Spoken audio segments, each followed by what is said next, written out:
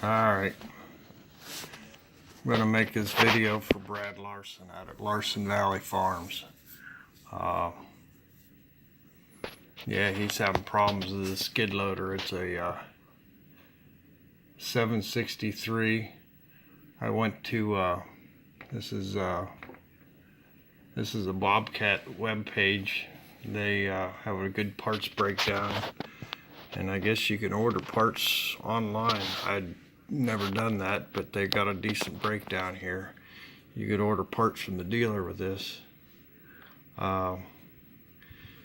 Anyhow, his problem is it's leaking.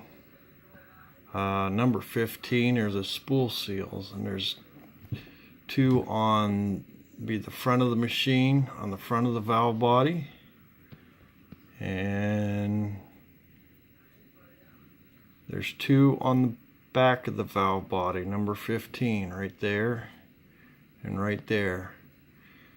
And what you'll need to do, Brad, is take the linkage loose from the end of the spool. First you'll have to block the boom up and block the bucket up, because once you pull the spools out, there'll be no oil in the system, and the boom will come crashing down. So you'll need to lock that up. But once you take the screws out, take these two plates off, and then the seal will be right underneath there. Then you'll have to go to the back of the valve, pull these screws out here, which are in your caps that are leaking, and there's 4 of them. 2 on this cap, 2 on this cap. Then you should be able to push the spool with all this stuff from here down. All this stuff should stay on the spool, and this little cup would be the last thing. Now, it may stay up in the housing, but it should be the last thing in there. Once you drop the spool out,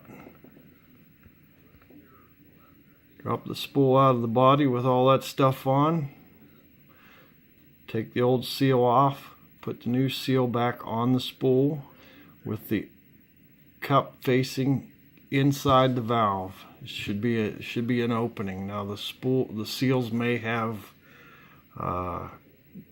cups on both sides. I don't know, Bobcat makes them that way, but the bigger lip should go towards the inside of the valve body. Slide the spool on there,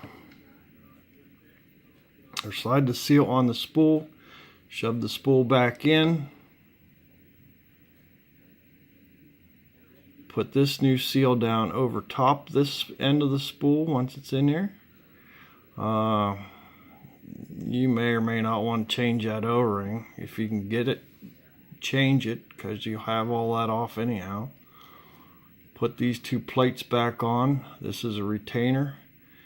This steel plate just holds the rubber boot. Number 4 is a rubber boot that keeps the dirt out of it, so keeps the dirt and water off the spool. Put the screws back in it and hook the linkage back up. But yeah, there's only 2 seals, or 4 seals, 2 on this end, 2 on this upper end. There's no seals inside. It's all metal to metal. The spool rides in the cast iron housing, and yeah, you should be able to do that in the machine.